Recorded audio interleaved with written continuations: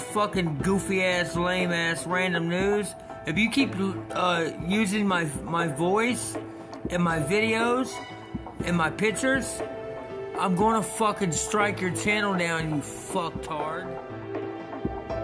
Welcome to the lounge. Today's topic is another wild one. We're not talking about foamers going wild or goofies having a wild obsession with Chloe Olvera. This subject is about pedophilia. Pedophilia is frowned upon in any society, so much so you'll be registered as a sex offender. It's also a two-way street. There are those who got accused of such act got their careers and lives ruined on a lie. Once you've been accused of something like that, and no proof, you're stuck with it, and it takes a lot of work to clear your name. However, we're not going to talk about the innocents. We're going to talk about a perpetrator. A YouTuber known as C Love, the charge. He testified that at a young age that he had sexual relations with a 10-year-old girl. Confessing your sins is one thing, but confessing your sins on social media, especially involving touching little girls, you're going to attract a lot of people who ain't going to give you any sympathy. C Love has a lot of enemies who rightfully so ain't on board with this sick act. You got RV Charity Drive, and you gotta be truly evil if Shredder takes his time off tormenting the Ninja Turtles to have some choice words with a child humper. Even bad guys ain't down with pedophilia. Then you have Order of Magnitude, Random News, and possibly many others who isn't pleased about this guy. We'll get to these guys in a future story, for they got their own stories to tell. But for this topic, we'll focus on Random News. As you know, Random provides us with entertainment, so you guys, that knows him longer than me, knows what he's about. One of Random's videos about C Love reached as far as Facebook. C Love isn't happy about that. In one of Random's videos, we see a video from C Love's hidden cameras. C Love argues that he placed those cameras to keep an eye on those who'll potentially harass him. That argument would have been logical, except we see his daughter roaming around her bedroom without wearing her pants. And C Love plans on reminding her daughter not to roam around the house half naked. Now I can understand if company comes over, we all get decent. But why the hell would he place a hidden camera in his own daughter's room in the first place? That's a whole level of nasty. Whether the child is wearing shorts or not, it doesn't matter. The fact that we see a child in the privacy of her own bedroom on social media raise a lot of red flags. C Love swore he deleted that questionable footage, but too little, too late. C Love was so frustrated with Random News that he made many videos about him. He's also not too pleased with this parody Random made, for C Love claims that it was edited. Talk about a dissatisfied customer. Still fuming, C Love accuses Random of being a clout chaser and also a pedophile. Did I mention, if anyone did any videos about C Love, you're also a pedophile? I'm telling you guys a story about C Love, so that makes me and everyone at the lounge a pedophile. Are we at the lounge gonna sit there and allow this man to talk smack like that? Of course not. And here's what I think about his whining, something that should have been done after his edited video he's claiming.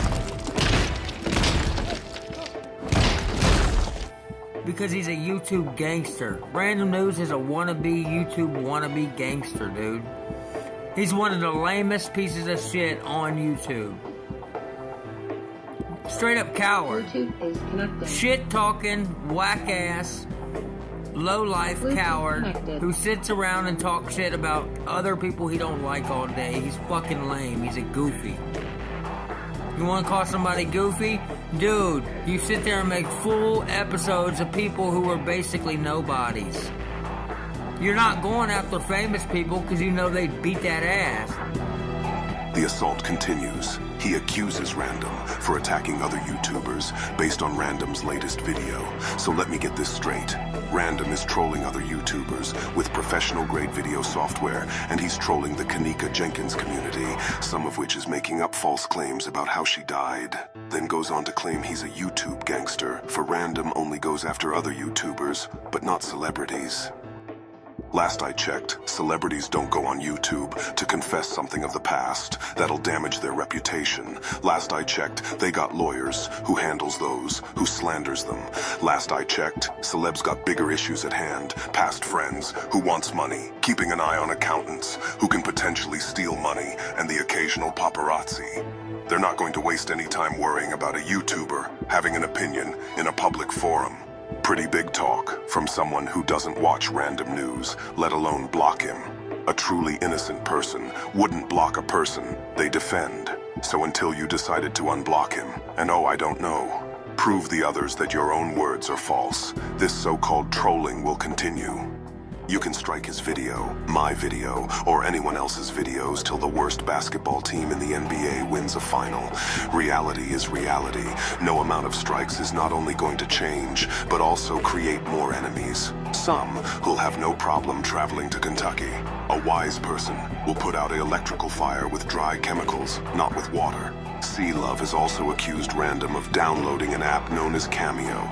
It's an app where you can and have a video message of a favorite celebrity, one of which is Chris Hansen, who is known for catching predators on NBC's Dateline. Sea Love argues that Random spent his hard-earned money to pay Chris Hansen to talk bad about Sea Love. You know what? I'll end this right here. Shh.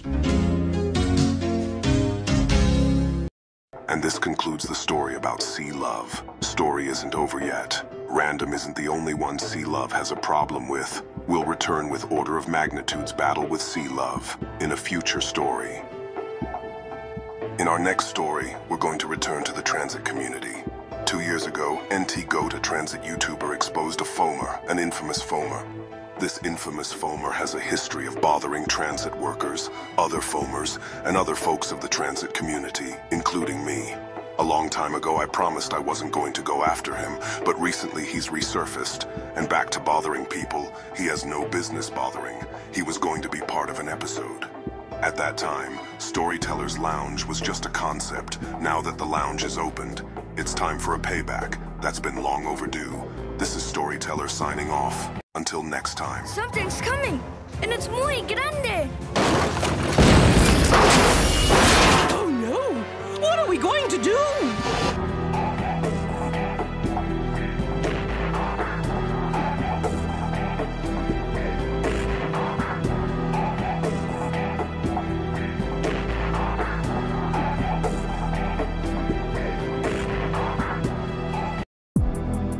Thank you for visiting Shadow Storyteller. If you like what you saw, you can hit the subscribe and bell notification buttons to enjoy more content. Until next time.